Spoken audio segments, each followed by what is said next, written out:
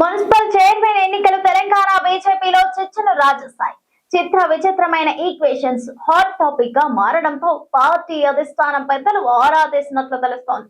Municipal ఎన్నికలు party ఇచ్చిన ఆదేశాలేంటి, ఎంపీలు ఎమ్మెల్యేలు వ్యవహరించిన తీరేంటి, కాంగ్రెస్ బీఆర్ఎస్ తో పొత్తులకు కారణం ఏంటన్న దానిపై డీటెయిల్డ్ రిపోర్టు కోరినట్టు తెలుస్తోంది. మున్సిపల్ చైర్మన్ ఎన్నికలు తెలంగాణ బీజేపీలో చిచ్చును రాజేశాయి. చిత్ర విచిత్రమైన ఈక్వేషన్స్ హాట్ టాపిక్ గా మారడంతో పార్టీ అధిష్టానం పెద్దలు ఆరా తీసినట్లు తెలుస్తోంది. మున్సిపల్ ఎన్నికలు పార్టీ ఇచ్చిన ఆదేశాలేంటి, ఎంపీలు ఎమ్మెల్యేలు వ్యవహరించిన తీరేంటి, కాంగ్రెస్ బీఆర్ఎస్ తో పొత్తులకు కారణమేంటన్న దానిపై డీటెయిల్స్ రిపోర్ట్ కోరినట్లు తెలుస్తోంది. ప్రధానంగా బీజేపీ ఎంపీ రఘునందన్ రావు పటాన్ చెరువు మున్సిపల్ చైర్మన్ ఎన్నికల్లో బీఆర్ఎస్ అభ్యర్థికి ఓటు వేయడం చర్చనీయాంశంగా మారింది.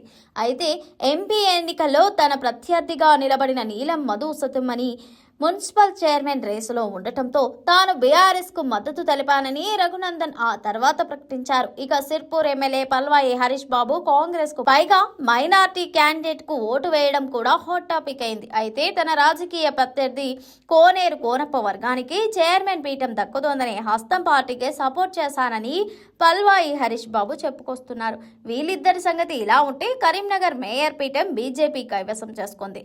మెజార్టీ సీట్లు వచ్చినా మ్యాజిక్ ఫిగర్ సీట్లు రాకపోవడంతో ఇండిపెండెంట్ల మద్దతు తీసుకున్నారు. ఎట్టకేలకు కరీంనగర్ మేయర్ సీటును బీజేపీ ఖాతాలో పడేలా శ్రమించారు బండి సంజయ్.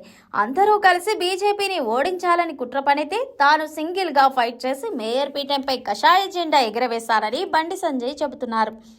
అయితే విపక్ష పార్టీలతో ములాఖత్ అయ్యి బండి సంజయ్ మేయర్ కుర్చీని సొంతం చేసుకున్నారని గుసగుసలు పెట్టుకుంటున్నారని కమలనాథులు తెలిపారు. మేయర్ ఎన్నికకు బీఆర్ఎస్ గైవాజరు వెనుక సంజయ్ ములాఖత్ రాజకీయం అందరికీ అర్థమైపోయిందని ఇంటర్నల్ డిస్కషన్ లో మాట్లాడుకుంటున్నారట బీజేపీ లీడర్లు. ఇక చాలా చోట్ల బీజేపీ కౌన్సిలర్లు కాంగ్రెస్ బీఆర్ఎస్ కు మద్దతు తెలిపారు. అంతేకాదు చాలా చోట్ల బీజేపీ నేతలు ప్రత్యర్థి పార్టీలతో కలిసి వైస్ చైర్మన్ పదవులు దక్కించుకున్నారు. అయితే తెలంగాణ బీజేపీ నేతలు ఒకరి మీద మరొకరు పైచేయి సాధించే క్రమంలో మున్సిపల్ ఎన్నికల్లో తాము సత్తా చాటామని, ఫలానా నేత కనీస ఒక్క కౌన్సిలర్ కు కూడా గెలిపించుకోలేకపోయారని చెవులు కొరుకుంటున్నారట. రాష్ట్ర పార్టీ ఎవరికి మద్దతు ఇవ్వొద్దని స్పష్టంగా చెప్పినప్పటికీ ఎందుకు క్రాస్ ఓటింగ్ జరిగింది, కొన్ని చోట్ల గెలిచిన అభ్యర్థులను క్యాంపులకు ఎందుకు తరలించారు, అధికార ప్రతిపక్ష పార్టీలతో ములాఖత్ అయ్యిందెవరు అనే దానిపై పార్టీ జాతీయ పెద్దలు సీరియస్ గా రియాక్ట్ అయినట్లు ప్రచారం జరుగుతోంది.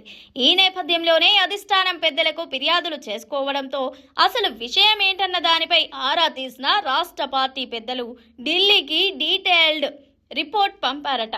ఇదే నిజమైతే జరిగితే బీఆర్ఎస్ కు ఓటేసిన రఘునందన్ రావు, కాంగ్రెస్ కు ఓటేసిన పల్వాయి హరీష్ బాబు అధిష్టానం యాక్షన్ ఎలా ఉండబోతోంది, మున్సిపాలిటీల్లో బీఆర్ఎస్ కాంగ్రెస్ తో కలిసి వైస్ చైర్మన్ పదవులు దక్కించుకోవాలని డిసైడ్ చేసిందెవరు అన్నది తీవ్ర చర్చకు దారితీస్తోంది. ఇదే సమయంలో తాము ఏదో ఒక పార్టీకి మద్దతు ఇవ్వకపోతే గెలిచిన బీజేపీ కౌన్సిలర్లు పార్టీ మారేవారంటూ కొత్త లాజిక్ తెస్తున్నారట మరికొందరు బీజేపీ నేతలు. ఇప్పటికే బీఆర్ఎస్ బీజేపీలది ఫెవికాల్ బంధం అంటూ కాంగ్రెస్ విమర్శిస్తోంది. ఆ ప్రచారాన్ని నిజం చేసేలా బీజేపీ బీఆర్ఎస్ కు మద్దతు ఇచ్చింది. కొన్ని చోట్ల ఏకంగా జాతీయ స్థాయిలో దుమ్మెత్తిపోస్తున్న కాంగ్రెస్ కు జై కొట్టారు కమలనాథులు. ఇవేం ఈక్వేషన్స్, పార్టీ లైన్ కు పూర్తిగా విరుద్ధంగా ఎలా పనిచేస్తారని జాతీయ పార్టీ పెద్దలు తీవ్ర అసహనం వ్యక్తం చేస్తున్నారట. రాష్ట్ర బీజేపీని సైట్ రైట్ చేయడానికి ఢిల్లీ పెద్దలు ఏ ఫార్ములా ఇంప్లిమెంట్ చేస్తున్నారో చూడాలి మరి.